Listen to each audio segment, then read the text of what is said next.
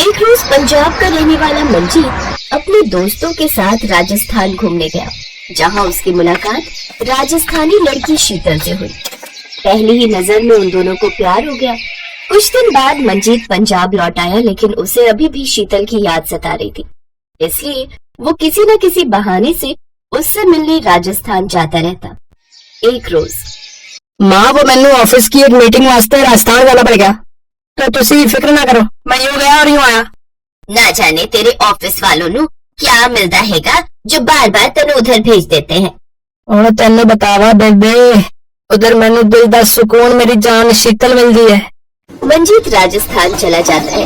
अब वो दोनों ऐसे ही मिलते हैं। मारी को जल्दी से ब्याह करने जा मंजीत, कहीं ऐसा ना हो मेरे माँ बाप किसी मारवाड़ी को पकड़कर मेरा ब्याह करवा दे। अरे ऐसा कैसे करवा देंगे तेरा ब्याह? है ब्याह तो तेरा मेरे नाल ही होगा। ठीक है, तो फिर तू आज ही हमारे साथ मेरे घर चल और मेरे माँ बापों से मेरा हाथ मांग ले। शीतल की बात को मंजीत अनसुना नहीं कर सकता था और वो उसके बिना रह भी नहीं सकता था। साथ ही वो ये बात भी अच्छे से जानता था कि उसकी माँ कभी भी उनकी इंटरकास्ट मैरिज के लिए नहीं मानेगी। इसलिए मंजीत ने बिना बताए ही शीतल से शादी कर ली और उसे लेकर पंजाब आ गया। दरवाजे की घंटी बजी तो रमोला ने दरवाजा खोला। आइए देखते हैं, बैठ मजा आएगा। ये सामने मंजीत गले में वरमाला डाले किसी लंबे घूंघट वाली लड़की के साथ खड़ा था। है मंजीत की है ये सब? ये 5 मीटर का घूंघट ओढ़े ये कुड़ी कौन है? माँ है, तेरी बहू है, स्वागत कर थाली लेकर। है ये की कह रहे तू? मेरी नो मतलब बहू? लेकिन इसके पहनावे से तो ये मेरे को पंजाबन ना लग रही। ठीक कहा, ये कुड़ी तो राजस्थानी है। मर जानिया, तुझे वहीं की कुड़ी मिली थी लाने को। साढ़े पंजाब की क्या कुड़िया खत्म हो गई सी? माँ गुस्सा न करी और इसने अपनी बहू मान ली। रमोला को अपने बेटे की बात माननी पड़ी और उसने शीतल का गृह प्रवेश करवाया। फिर पंजाबी रस्में उससे करवाती है, जैसे दीवार पर नई बहू के हाथों की छाप छोड़ना। सारी रस्में होने के बाद रात को शीतल अपने कमरे में जाती है। फिर दोनों कपल अपनी पहली रात एंजॉय करते हैं। अगले दिन सुबह जल्दी उठकर तैयार होकर राजस्थानी घाघरा चोली पहनकर सर पर पल्लू लिए मंदिर में आरती करती है। उसकी आरती की आवाज सुनकर रमोला वहां आती है। पूजा खत्म करके शीतल रमोला के पैर छूती है। खंबा गड़ी मासा? कौन सा खंबा? मेरे पैर क्या तेरू खंबा नजर आ रहे हैं? अरे मेरी माँ, ये तुम्हें राजस्थानी विच नमस्ते कह रही है, आशीर्वाद दे इनू। हाँ हाँ, खुश रहे खुश रहे। अब शीतल खंबा गड़िया हो तो मैनू खाने नाल कुछ बना दे, बड़ी जोर की भूख लगी है। अच्छा सुन बहू, आज तेरे इस घर में पहली रसोई है, ते छेती छेती जा और कुछ बढ़िया बना ला। कुछ देर बाद शीतल सबके लिए पहली रसोई में दाल बाटी बनाती है, जिसे देख रमोला कहती है ये क्या बना डाला सुबह सुबह? दाल बाटी है मासा, खा कर देखो एकदम चोखी बनी है। एक तो तू मैनू ये मासा मासा बोलना बंद कर। अब तो राजस्थान में नहीं साढ़े पंजाब में है और हमारे यहाँ सासू माँ को माँ जी बोला जाता है।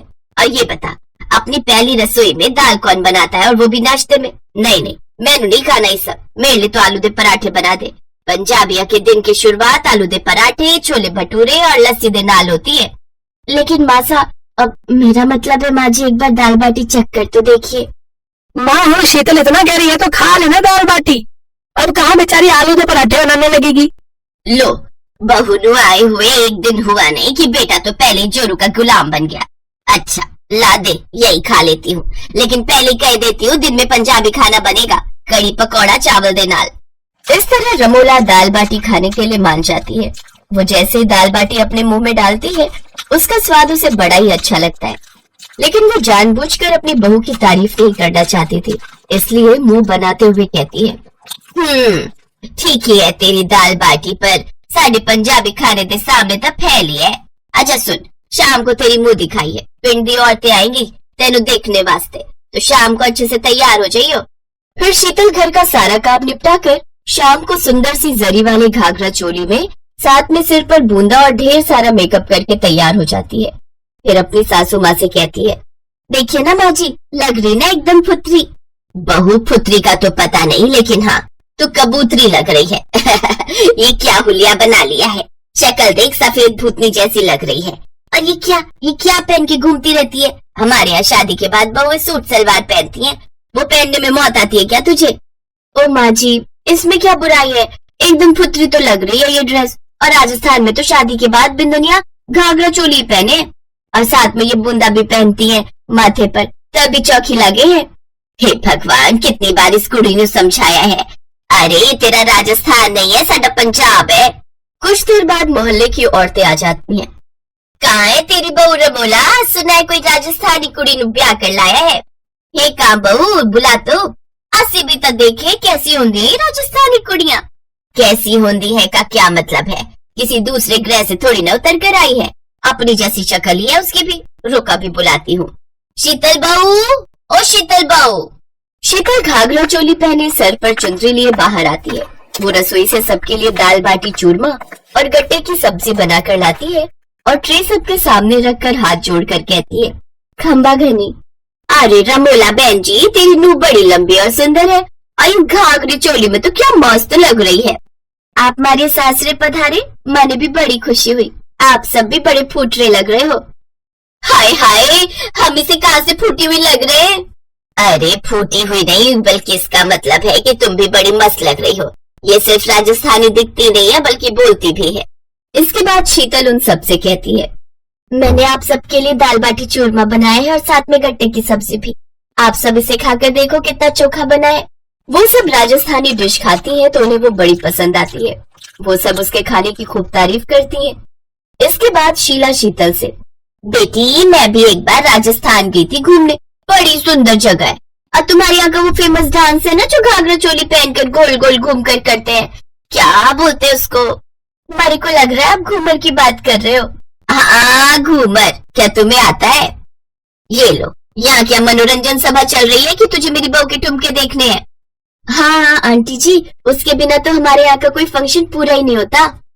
ऐसी बात है तो ठीक है, फिर आज हम सब तुम्हारी मुंह दिखाई के फंक्शन पर घूमर करेंगे।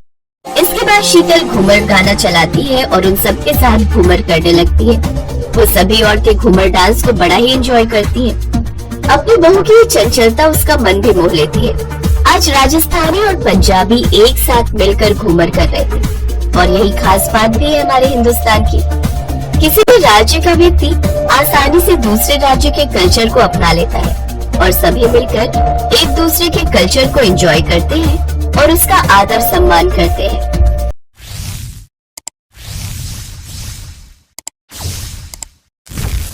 ये वाली प्लेलिस्ट जाकर देखो चैनल पर, बहुत मजा आने वाला है।